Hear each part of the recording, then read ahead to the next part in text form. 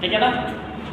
तो आर्थिक विचारों का इतिहास या आर्थिक चिंतन का इतिहास, हिस्ट्री ऑफ इकोनॉमिक्स थॉट। ठीक है, जब भी हम इसकी शुरुआत करेंगे तो सबसे पहले जो हमारे पास चैप्टर आएगा, कौन सा चैप्टर आएगा? कौटिल्य का। किसका आएगा? कौटिल्य का। अब यहाँ पे देखो हम लोग ना पुरानी सभ्यता से, जहाँ से भी हमारी अर्थशास्त्र जरूरत का अनुभव हुआ, जब इसका अनुभव हो गया तो ये एक शास्त्र के रूप में, अध्ययन के रूप में बदल गया। ठीक है, अब उसकी शुरुआत किसने की? एक बार हम लोग शुरू से रिपीट कर रहे हैं, वो सुन लीजिए। क्वेश्चंस हैं और एमसीक्यू भी इसी में आपको करवाए जाएंगे। तो चलिए, कौटिल्य के आर्थिक विचार एवं अर्थशास्त्र की परिभाषा।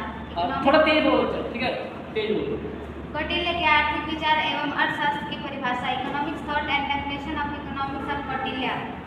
भारतीय राष्ट्रीय विचारों में कौटिल्य का स्थान सबसे पहले आता है। इनका दूसरा नाम विष्णुगुप्त था। इतिहास में इन्हें चाणक्य भी कहा जाता है। ठीक है, जो कौटिल्य उनके दो नाम हैं, दो नाम कौन कौन से हैं? विष्णुगुप्त और चाणक्य। ठीक है, तो आपसे निम्नलिखित में क्वेश्चन आ सकता है एमसीक्यू में कि कौटिल्य को अन्य किस नाम से जाना जाता है? नीचे आपको 4-5 नाम दिए जा सकते हैं। तो कौटिल्य को दो नाम अलग थे, कौन कौन से थे? विष्णुगुप्त और चाणक्य। विष्णुगुप्त और चाणक्य। चलिए, यह चंद्रगुप्त मौर्य के प्रधानमंत्री और प्रमुख सलाहकार भी थे। ठीक है ना, तो सलाहकार भी थे और चंद्रगुप्त के प्रधानमंत्री भी थे, जो उनकी जो राज्य थी ना उसकी देखरेख करते थे, उनके राष्ट्र की क्या करते थे? देखरेख करते थे। इसलिए शासन को अच्छी तरह चलाने के लिए अर्थशास्त्र की रचना की। हाँ, इन्होंने अपनी पुस्तक में राज्य के शासन सुधार। अगर आपसे क्वेश्चन पूछा जाता है अर्थशास्त्र की रचना किसने की? कौटिल्य ने। तो देखो, जब आप लाइन टू लाइन समझना शुरू कर देते हो ना, तो यहीं से आपका एमसीक्यू प्रिपेयर होना शुरू हो जाता है। चलिए, इसलिए शासन को अच्छी तरह चलाने के लिए उन्होंने अर्थशास्त्र की रचना की। इन्होंने अपनी पुस्तक में राज्य के शासन सुधार, उद्योग के प्रबंध, व्यापार, सेना, विदेशी नीति, करारोपण, श्रमिक आदि समावेशियों का समावेश किया। अच्छा ये बताओ, जब एक राष्ट्र है, राष्ट्र की अपनी सीमा होगी, अब उस सीमा के अंदर देखो सबसे पहले उस सीमा की सुरक्षा की जाएगी। अब सुरक्षा तो हमने बाहरी स्तर से कर दी, अब अंदर के स्तर से हम लोग क्या करेंगे? उसका विकास करेंगे ना, ताकि जिस राष्ट्र का विकास होगा, जहाँ पे उत्पादन की मात्रा बढ़ेगी, वहाँ पे बाजार भी विकसित होगा, और बाजार विकसित होगा तो लोगों की जरूरतें पूरी होंगी और वस्तुओं का विनिमय होगा, वस्तुओं का लेन देन एक्सचेंज होगा। तो वहाँ पे अपने दैनिक कार्यों को पूरा करने के लिए विभिन्न प्रकार की जो वस्तुएं जरूरी होती हैं उन सबका उत्पादन करना, कैसे श्रमिकों को प्रशिक्षण दिया जाएगा, कैसे अपने राष्ट्र की सुरक्षा की जाएगी, कैसे हम राष्ट्रीय खजाने में वृद्धि कर सकते हैं। ठीक है, आजकल आपका राष्ट्रीय खजाने में वृद्धि क्या हो जाता है? नेशनल इनकम हो जाता है। सरकार आपसे जगह जगह पर टैक्स लेना शुरू कर देती है ना। क्यों टैक्स लेती है? ताकि जो गरीब हैं, जैसे कि सरकारी हॉस्पिटल्स हैं, ठीक है, और आपके लिए सड़क है, आवाजाही की जो सुविधाएं हैं, वो आपको मोहलत करवाई जा सके या सुविधाएं उपलब्ध करवाई जा सके। तो उस समय ये चीज किसने सोचा था? चाणक्य ने। और किसके राज्य के लिए, किसके राष्ट्र के लिए सोचा था? चंद्रगुप्त मौर्य के लिए। ठीक है, चलो। इस अर्थशास्त्र को कौटिल्य का अर्थशास्त्र कहा जाता है। कौटिल्य के अनुसार अर्थशास्त्र की परिभाषा। According to Kautilya definition of economics, मनुष्य की आजीविका एवं मनुष्य द्वारा उपयोग में ली जा रही भूमि दोनों को ही अर्थ के नाम से जाना जाता है। ऐसी भूमि को ग्रहण करके। अच्छा ये बताइए, कौटिल्य द्वारा दो चीजों को लिया गया है, अर्थ के नाम से जाना जाता है। अर्थ के लिए क्या है? पहला क्या था? मनुष्य की आजीविका। मनुष्य की आजीविका। और दूसरा मनुष्य द्वारा उपयोग में ली जा रही भूमि। ठीक है, मतलब यदि मानव को जीवित रहना है तो उसे उत्पादन करके खुद के लिए भोजन या आहार उपलब्ध खुद के लिए करना पड़ेगा। ठीक है, ऐसी भूमि को ग्रहण करने एवं सुरक्षा से जुड़े साधनों की विवेचना करने वाले शास्त्र को ही अर्थशास्त्र कहते हैं। मतलब जिस शास्त्र द्वारा, जिस अध्ययन द्वारा मानव जीविका और भूमि की गुणवत्ता और विशेषता का अध्ययन किया जाए या उसकी जरूरत का अनुभव किया जाए, ऐसे शास्त्र को क्या कहते थे? अर्थशास्त्र क्या कहते हैं। और इसकी संरचना किसने की? कौटिल्य ने। कौटिल्य के दो अन्य नाम कौन से थे? कौटिल्य कहाँ के प्रधानमंत्री थे? के राष्ट्र के। ठीक है, चलो। इनके परिभाषा से स्पष्ट होता है कि अर्थशास्त्र का प्रमुख आधार भूमि है। ठीक है, तो कौटिल्य ने सबसे ज्यादा अपने अर्थशास्त्र में किसको महत्वपूर्ण प्रदान किया? भूमि को। भूमि से क्या होता था? कृषि होती थी। ठीक है ना, चलो। इसका कारण शायद यही है कि उस समय कृषि कार्य को ही आजीविका का आधार माना जाता था। ठीक है, तो कृषि कार्य को कौटिल्य के द्वारा आजीविका का आधार माना जाने लगा। ठीक है, इसके बाद उन्होंने किस पे ध्यान दिया? वनों पे ध्यान दिया, ताकि अगर हम वन उगाएंगे तो हमें लकड़ियाँ पर्याप्त मात्रा में होंगी और ऑक्सीजन पर्याप्त मात्रा में होगी। वो देखो बहुत ही हाई लेवल की थिंकिंग थी उनकी, नेक्स्ट लेवल की थिंकिंग थी, ठीक है, तो वो पहले ही जानते थे, ठीक है। कौटिल्य के आर्थिक विचारों की विवेचना। कौटिल्य के आर्थिक विचारों की विवेचना निम्न है। फर्स्ट, वरत। कौटिल्य ने अपनी पुस्तक, वरत होता है आपका संकल्प, है ना, संकल्प करना, ठीक है। वरत ने अपनी पुस्तक अर्थशास्त्र में वरत शब्द का प्रयोग किया है, जिसका अर्थ है राष्ट्रीय अर्थशास्त्र। इन्होंने राष्ट्रीय अर्थशास्त्र के अंतर्गत कृषि, व्यापार एवं पशुपालन को राष्ट्रीय अर्थशास्त्र के अंतर्गत शामिल किया है, ठीक है। तो कौटिल्य के अर्थशास्त्र में किन किन क्षेत्रों को शामिल किया गया था? कृषि, व्यापार और पशुपालन। हाँ, देखिए कृषि से क्या होता था, उत्पादन की मात्रा बढ़ाई जाती थी, ठीक है, और व्यापार से क्या होता था, विनिमय का माध्यम बनता था। बाजार किसे कहते हैं?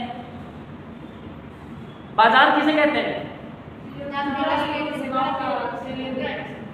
एक ऐसा विशेष क्षेत्र होता है जहां पर वस्तुओं का आदान प्रदान, क्रय विक्रय किया जाता है ना, है ना, मुद्रा के माध्यम से, ठीक है। चलो सेकंड, करारोपण। करारोपण।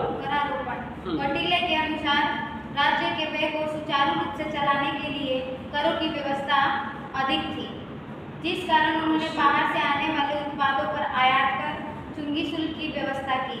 देखो क्या था कि चुंगी क्या होता है कि यातायात साधनों के लिए लिया जाता है और आयात कर वस्तुओं के लिए जाता है, ठीक है।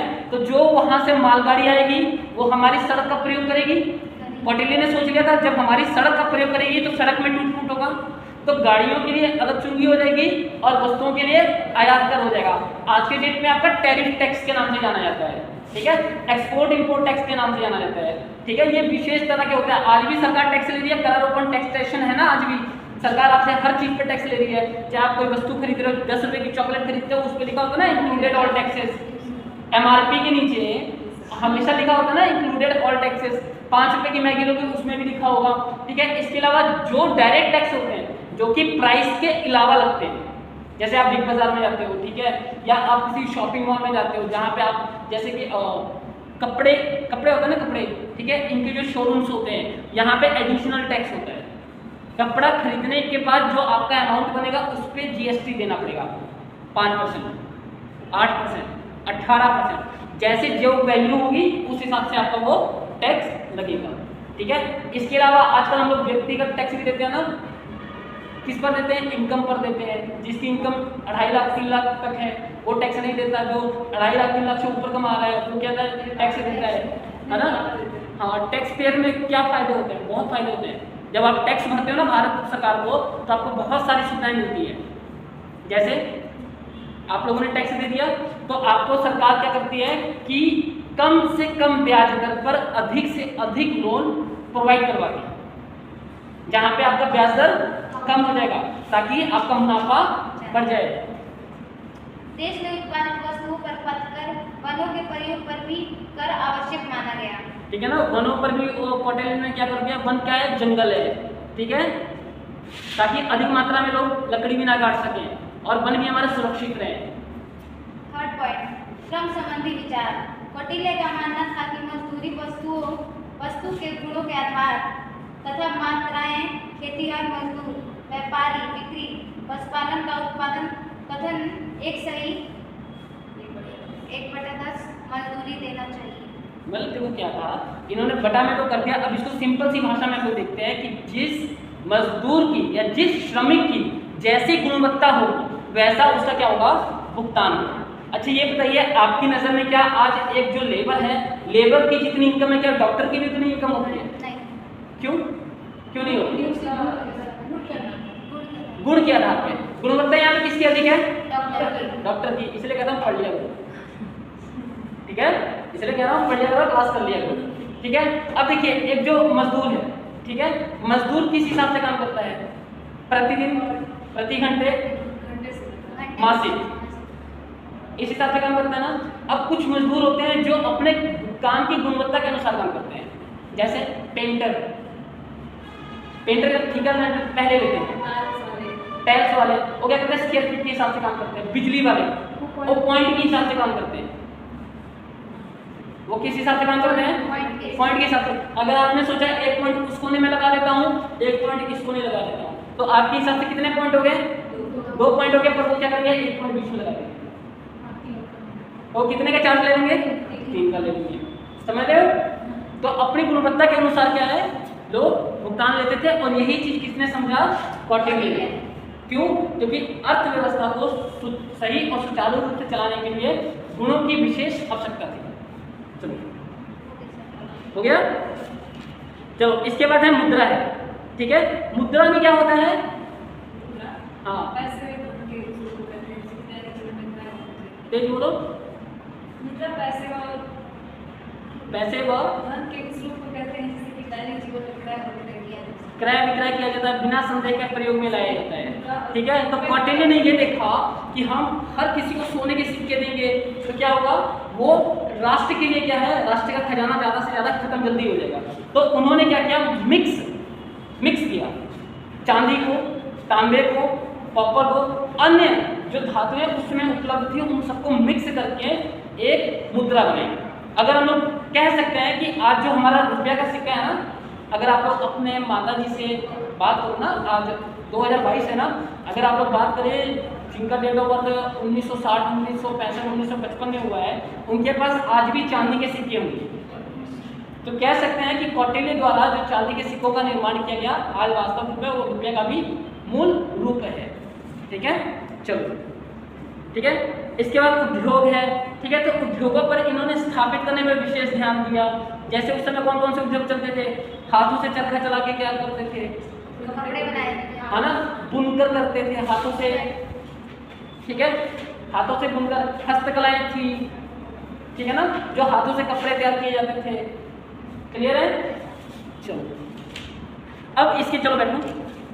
अब इसके 5 मोस्ट इंपॉर्टेंट क्वेश्चंस हैं, वो नोट डाउन कर लीजिए आप लोग, या जिन्होंने किसी ने नोट डाउन किया है? अच्छा, हाँ ऑब्जेक्टिव है। तो पहला क्वेश्चन लिखिए, कौटिल्य को, कोई बात नहीं, एक बार रिवाइज कर लेते हैं। हाँ, मैं क्वेश्चन बोलूंगा, आप लोग आंसर बोलेंगे। ठीक है, कौटिल्य को अन्य किन नामों से जाना जाता है? किन नामों से? विष्णुगुप्त और चाणक्य। ठीक है, अर्थशास्त्र के रचयिता कौन था? कौटिल्य। तो सबसे पहले अगर हम हिस्ट्री ऑफ इकोनॉमिक्स शॉर्ट में देखें तो अर्थशास्त्र के रचयिता कौन है? कौटिल्य। ठीक है, किस व्यवसाय को कौटिल्य ने सर्वाधिक महत्व प्रदान किया था? किसको? क्योंकि उन्होंने किसको आधार मान लिया था? भूमि को।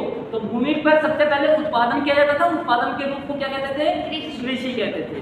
चलो, कौटिल्य के अनुसार श्रमिकों को कितनी मजदूरी देनी चाहिए? जीवन। ठीक है, तो जिस हिसाब से हर साल महंगाई बढ़ती है, जितने भी हमारे सरकारी क्लर्क हैं, ऑफिसर्स हैं, जितने भी हमारे सरकारी एम्प्लॉयज हैं, सरकार उन्हें प्रत्येक वर्ष महंगाई भत्ता देती है। क्या देती है? महंगाई भत्ता का मतलब है कि जितना ज़्यादा आपकी जीडीपी के अनुसार देश के अंदर महंगाई बढ़ता है, उतनी मात्रा में या उससे कुछ कम मात्रा में क्या करते हैं, उनकी सैलरी भी बढ़ाते हैं। क्लियर है? चलो, तो जीवन निर्वाह स्तर के अनुसार क्या है, उनको मजदूरी देनी चाहिए ताकि वो अपना जीवन निर्वाह कर सके। अब आजकल क्या है, आधुनिक युग में इसके लिए लेबर लॉ बना दिया गया है।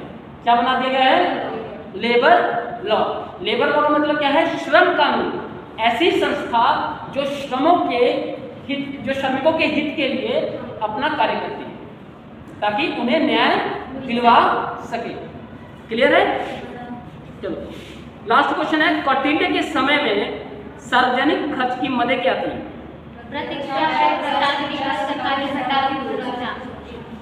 प्रतिरक्षा खर्च, प्रशासनिक खर्च